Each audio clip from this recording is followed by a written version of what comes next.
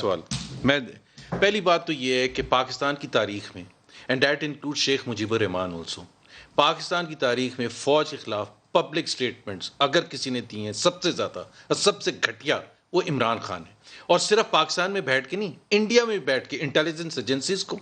میں ابھی اپنے موبائل آپ کو دیتا ہوں، آپ چلائیں گے پورا پروگرام نہیں ختم ہو سکے، وہ گھنٹہ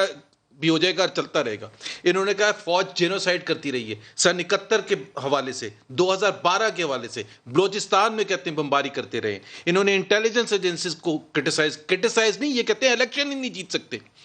انہوں نے فوج کو ہر لیول پر، اور سب سے بڑی بات as prime minister of Pakistan sitting in new York, انہوں نے کہا کہ القاعدہ کو پاکستان آرمی نے ٹرین کیا تھا۔ القاعدہ سب سے بڑی ٹیررسٹ آرگنائزیشن، اس کا لیڈر کون؟ Osama bin Laden. ایک تو وزیر اعظم صاحب کو یہ نہیں پتا القاعدہ میں اور مجاہدین میں جب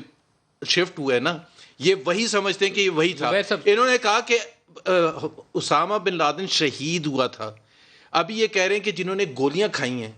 کیا فوج کا رسپانس ہوگا کہ جو سب سے بڑی دہشت گرد تنظیم دنیا کی تاریخ میں جس کے ساتھ پاکستانی فوج اور پاکستان کی عوام لڑ کے جانیں دیتی رہی ہیں، اس کے بارے میں، اس کے لیڈر کے بارے میں کہہ رہے ہیں شہید، اور اس کی آرگنائزیشن کے بارے میں نیو یارک میں بیٹھ کے کہہ رہے ہیں کہ پاکستان کی آرمی نے القاعدہ کو ٹرین کیا تھا۔ اس وقت آپ کو کوئی ہوش و حواس نہیں آتا، آپ فارورڈ کہہ رہے ہیں میں پریزیڈنٹ پرائم منسٹر کے یہاں ایک سوال پوچھ لوں میں آپ سے، بینظیر بھٹو کو نواز شریف، اور دوسری بات میں بینظیر بھٹو کو نواز شریف سیکورٹی رسک کہتے تھے، اب نواز شریف کو یہ سیکورٹی رسک کہہ رہے ہیں، تو اس چیز سے آپ آگے نکل کر جو ایک ٹرو اسپرٹ ہے ایک ڈیموکریٹک سسٹم، دوسری بات یہ ہے کہ اگر نواز شریف نے ایک بات کی ہے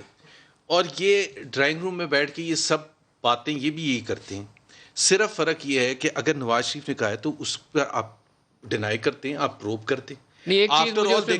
پوری کی پوری اسمبلی ٹوٹ گئی۔ نہیں زبیر صاحب، ایک چیز اس میں مجھے بہت کمزور لگی، کمزور چیز یہ تھی کہ آپ اصلاح چاہتے ہیں، اگر اصلاح احوال تو سب سے پہلے اپنی غلطیاں ماننے سے اعتراف کرنا چاہیے، پہلے کہ میں نے آئی جی آئی کا حصہ بن کے مسٹیک کی، میں نے جنیجو کی اسمبلیوں کے بعد ضیاء الحق کا ساتھ دے کے غلطی کی، میں نے بینظیر کی اسمبلیاں توڑنے پہ غلطی کی۔ سر ابھی آپ اور سر جی 3 دفعہ فارغ ہوئے ہیں، جیل ہو گئی، ایگزائل ہو گیا۔ کہانی والا اسکینڈل کون سا تھا سر؟ وہ میمو گیٹ، میمو گیٹ میں آپ لوگ عدالت میں گئے ہوئے تھے۔ میمو گیٹ کے بارے میں میاں نواز شریف نے خود کہا کہ ہی واز رانگ۔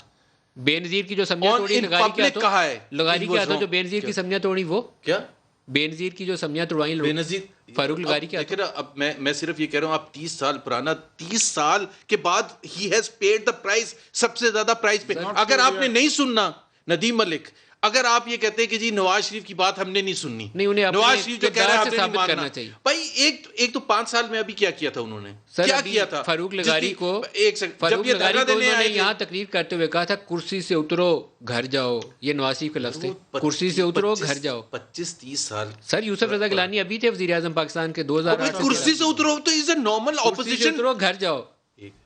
ایک ہوتا ہے ایک دفعہ کہنا، اور ایک ہوتا ہے میں گلا پکڑ کے کھینچ کے لے کے آؤں گا اور 126 دن دھرنا دینا اور IMF کو خط لکھنا کہ ان کو فنڈنگ نہ کریں، اور سول ڈس اوبیڈینس۔ یہ بھی میں پہلے بتا دوں،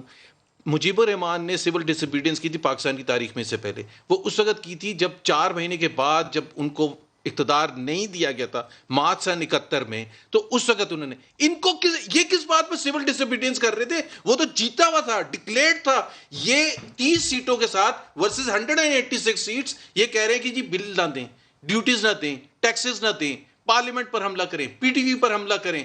پرائم منسٹر ہاؤس کے گیٹ اکھاڑنے کے لیے پہنچ گئے، IMF کو خط لکھ دیا۔ میں جاتا تھا انویسٹمنٹ کانفرنسز میں، یہ سٹے لے لیتے تھے۔ مطلب انہوں نے تو جو حرکتیں کی تھی، آپ کیا کمپیرزن کر رہے ہیں؟ ایک بالکل یوسف رضا گیلانی ہوں، زرداری صاحب ہوں، ان کے خلاف احتجاج کرنا، ان کے خلاف کرنا، اور اس میں اوور بورڈ چلے جانا، وہ بالکل صحیح ہے، اور میمو گیٹ پر انہوں نے اپنی غلطی بھی مانی ہے۔